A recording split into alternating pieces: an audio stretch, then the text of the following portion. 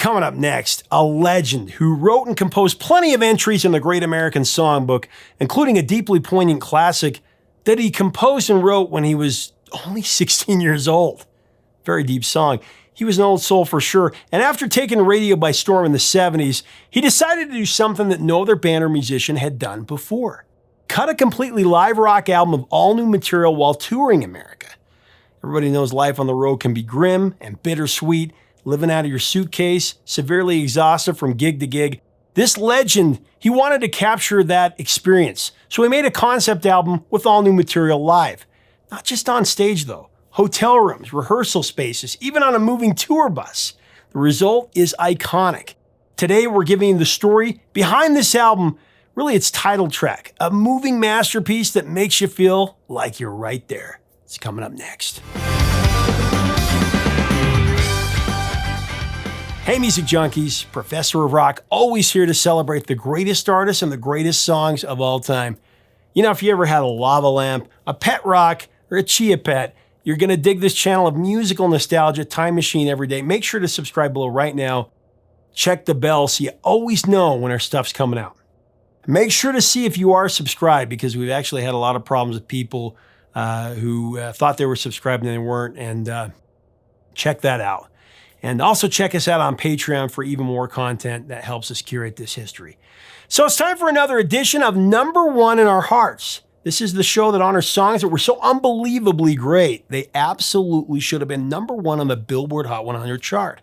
For whatever reason though, lack of marketing, radio play, label support, or just sheer stupidity, the song came up short. So today we're going back to the 70s with one of the rock era's premier singer-songwriters, one of my favorites, a legend for sure, Jackson Browne. We're getting into the story behind his signature song, one of the best ever, Running on Empty.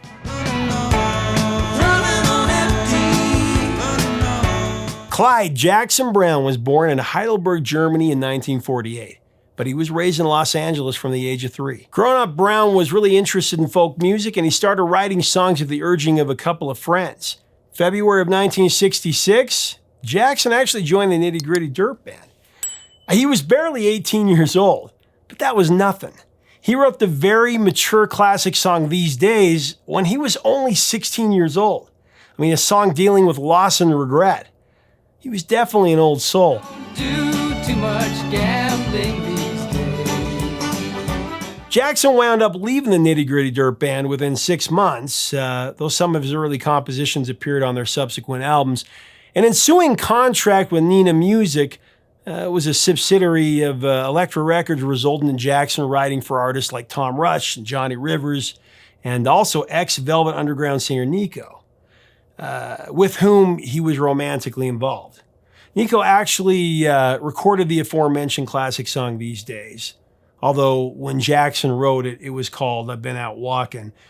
He played guitar on the track, and with Nico's melancholy voice singing those world-weary lyrics, I've been out walking, I don't do too much talking these days. These days I seem to think a lot about the things that I forgot to do, and all the times I have the chance to.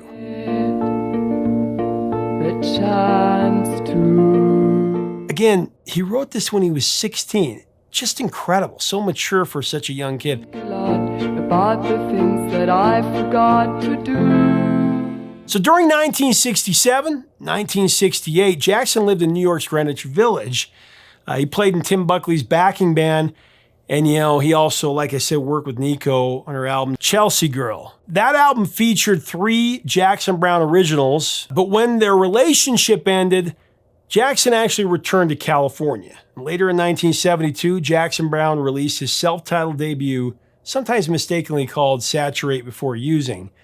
Although it only reached number 53 on the Billboard album chart, the top 10 successive single Dr. My Eyes, that confirmed to many that Jackson Browne had a future in this industry. And one of the classic album covers of all time, I might add. Dr. My Eyes. Jackson Browne also drew praise for Take It Easy, which he wrote with Glenn Frey when they shared an apartment. We covered that one about 6 months back.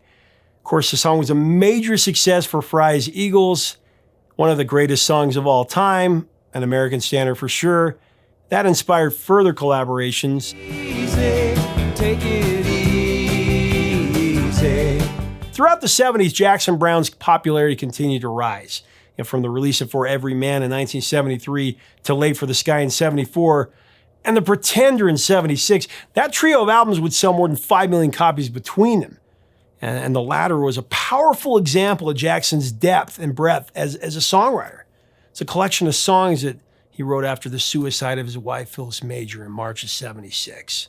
One of the greatest songs ever, The Pretender. Here come those tears of the evening, strolls the pretender. So Jackson Browne had released 4 studio albums from 72 to 76. It was a breakneck pace, but not unusual for artists in the 70s. To create some breathing room and still honor their label commitments, artists would often throw a live album into the mix. It saved them from having to record new songs, write and record them. This was Jackson's plan. Sort of. Running on Empty was Browne's ambitious experiment. The idea was to create a concept album dedicated to life on the road, recorded live while out on the road.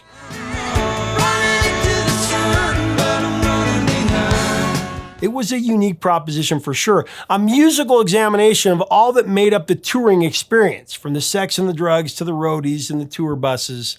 It was a musician's traveling lifestyle, all warts and all glory.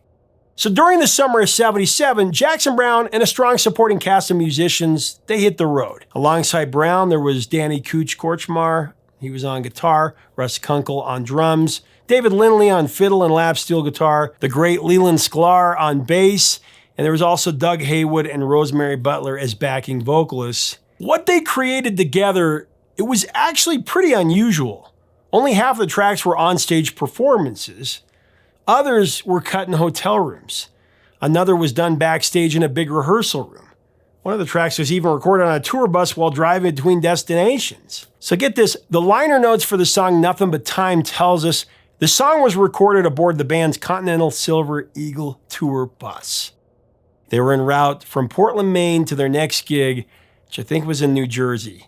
I mean, on the track, you can even hear the bus's engine in the background, and its downshifting and acceleration sounds during the bridge. There ain't nothing but time between this silver eagle and that. It's really cool. The songs chosen for the album, they were recorded over the space of a month as Jackson and his crew, crisscrossed across America between August 17th and September 18th of 77.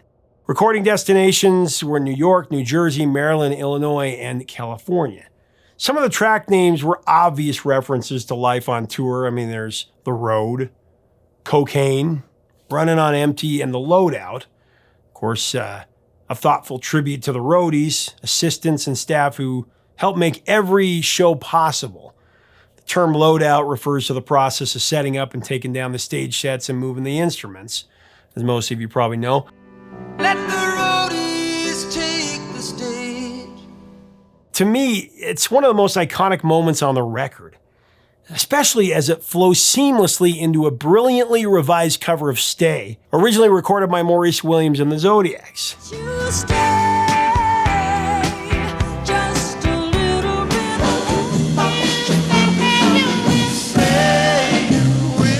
These two companion pieces, they make for a fitting and satisfying conclusion to this album. Leaving you with the desire, just like the lyrics say, to stay with Jackson just a little bit longer. It's such a great record. Just as long as the promoter and the roadies, don't mind.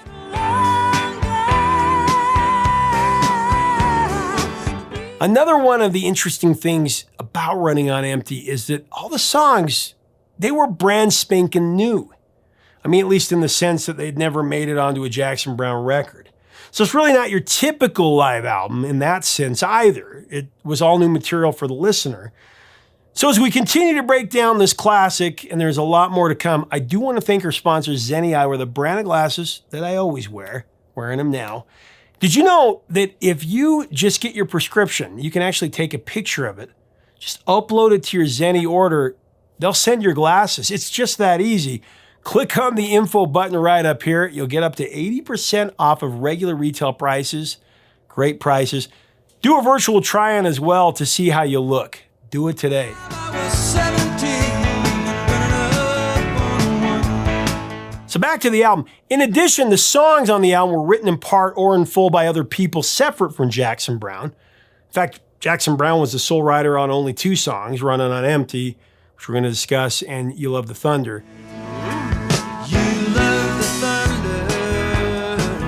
The rest were either co-writes or covers. For example, Danny Korchmar, tour manager Howard Burke, and production manager Donald Miller, they all received writing credit on the album. And not surprisingly, Jackson called it a relaxing way to make an album. It was all about playing. You cut a song, that was it. Those were his words. When Runnin' on Empty was released on December 6th of 1977, it was a landmark moment. The first live rock album with entirely new songs. It's a very unusual way to approach a record. But for many, Runnin' on Empty is Jackson Browne's signature work. There's just no other album quite like it in his catalog, or anyone else's for that matter.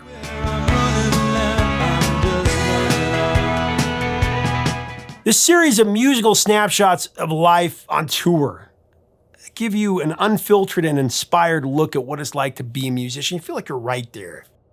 Legendary rock journalist and filmmaker Cameron Crowe, one of my favorites out there, who is also a friend of Browne's, poignantly called the album more than a live recording. Running on Empty was closer to a life recording. I love that. And then Paul Nelson wrote in his original Rolling Stone review of the record, back when Rolling Stone was good, Browne has consciously created a documentary as brightly prosaic as it is darkly poetic, with a keen eye for the mundane as well as the magical. That captures Jackson Browne perfectly. Runnin' on Empty peaked at number 3 on the US album chart, and it stayed there for over a year. Certified gold by the RIAA in 1977, and then went platinum the following year. In time, it would become Jackson Browne's best-selling album, moved more than 7 million albums in the US so far. The record also received a Grammy Award nomination for Album of the Year in '79, although it lost out to one of the biggest-selling albums of all time, the Saturday Night Fever soundtrack.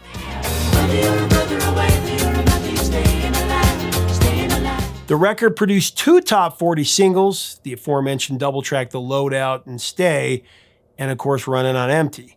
Other iconic songs like You Love the Thunder were staples as well, thanks to AOR Radio.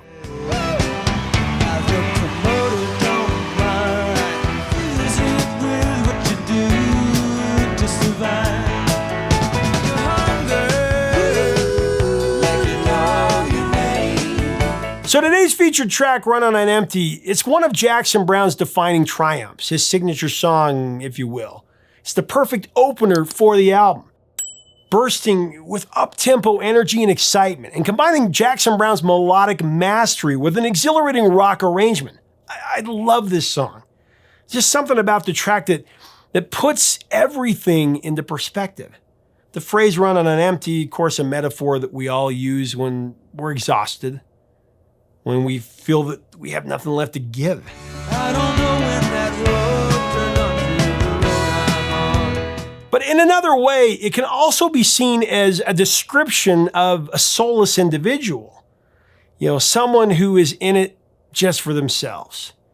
Taken in this light, Runnin' on Empty warns us about the dangerous cost of prioritizing our own ambitions over lasting relationships. In the song, Jackson sings, "Everyone I know, everywhere I go, people need some reason to believe."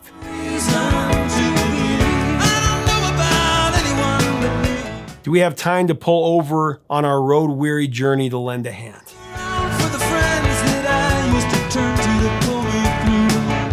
Running for the sake of running is just not enough. Even if we feel like we're running somewhere important, what matters most is people we meet and love along the way in this life. We lose sight of this, we can become emotionally bankrupt, running on empty. It's about putting the things that really matter in life first. Jackson actually came up with this brilliant metaphor while he was making his 1976 album, The Pretender. I guess it was just a short drive from Jackson Browne's home to the studio, and so he rarely stopped to gas up. He said, "I was always driving around with no gas in the car. I just never bothered to fill up the tank because how far was it anyway? Just a few blocks." Well, that idea, it stuck with Jackson Browne, and he later tapped into it for the song on the album.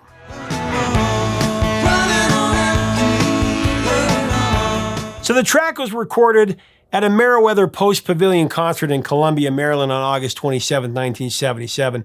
Said Jackson Browne about it. The night before in this hotel, Danny Korchmar and I stayed up all night trying to do something with Running on Empty. We went to sound check and arranged it right there. That night, we recorded it. That excites me, and I'd like to do it again. End of quote.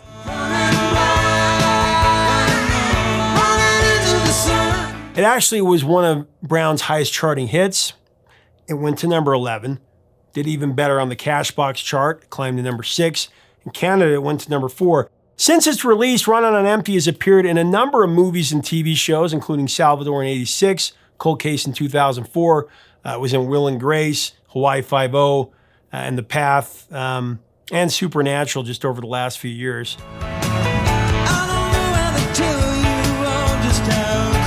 Of course, Running on Empty was featured prominently in the 1994 film Forrest Gump.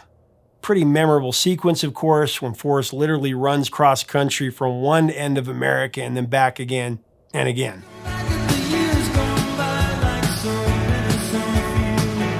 And of course, Jackson Browne provides the soundtrack. And what a tip of the hat to put that song on that soundtrack. It's some of the greatest songs of the baby boom generation.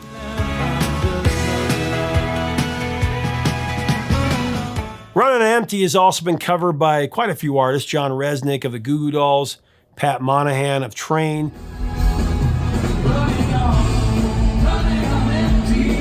Sean Colvin, Bonnie Raitt, The Verve Pipe, Bruce Hornsby, Eagles,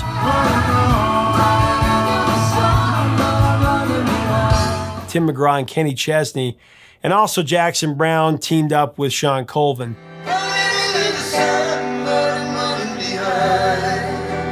So Running on Empty, the song and the album, it really took Jackson Browne to another level, career-wise, after years of consistently great material.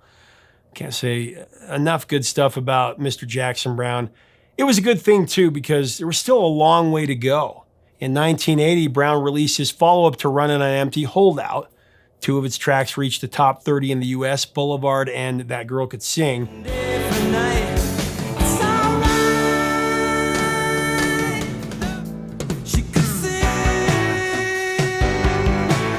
And the album, in terms of chart position, it actually surpassed Running on Empty, gave Jackson his first and only number 1 record on the Billboard 200 album chart. More should have went to number 1. He's such a master of the album. And then in 1982, Danny Korchmar approached Browne about working on a new song together for the movie Fast Times at Ridgemont High. This was a huge departure for Browne, at least he thought so. It took some convincing for him to do it. When he finished the song, it was called Somebody's Baby, everyone knew it was going to be a smash. We just covered this. They told him to put it on his new album, 1983's Lawyers in Love, but Jackson refused. He called the song a meaningless pop tune. Ended up being his biggest hit, of course. It reached number 7 in the U.S. She's got to be somebody's baby. And by not putting it on Lawyers in Love, it probably cost him his second number 1 record. As it was, Lawyers in Love went to number 8, becoming his last top 10 album.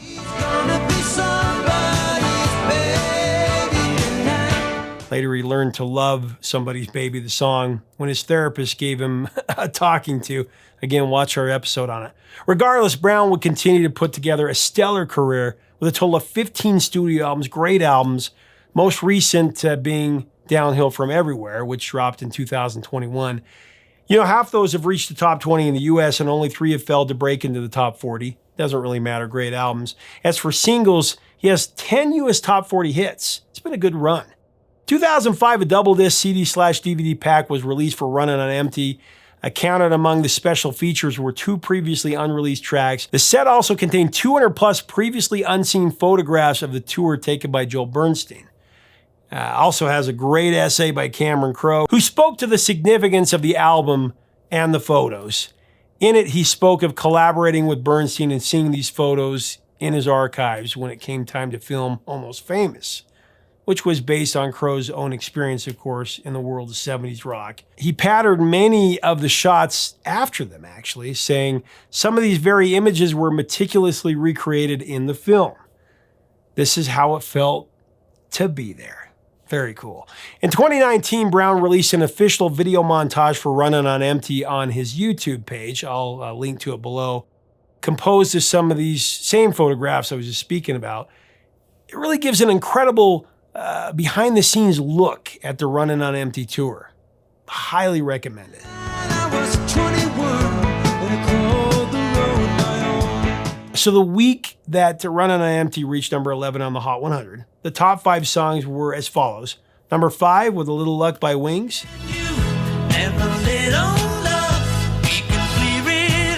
Number 4, The Closer I Get to You by Roberta Flack and Donny Hathaway. The closer I get to you. And number 3, Can't Smile Without You by Barry Manilow. I just can't smile without you. Number 2, If I Can't Have You by Yvonne Elliman.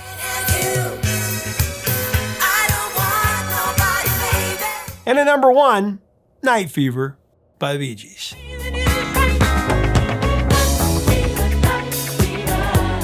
I love the Bee Gees, you know that. We've covered them time and again. They're one of my favorite bands. But today, I gotta side with Jackson Browne for 1 week.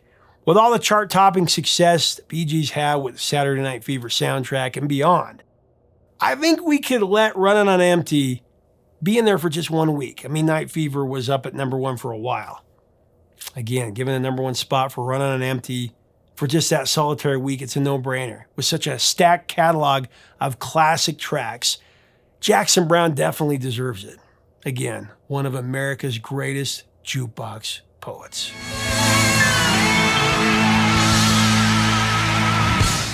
Thanks so much for watching. Leave us a comment about Jackson Browne and Running on Empty. Great album, the song. What are your memories of it? Do you think we should cover The Pretender? If you haven't heard that song, go back and listen to it. Just poetry. Again, one of the great poets of our time. Let us know what you think. How do you feel about Jackson Browne?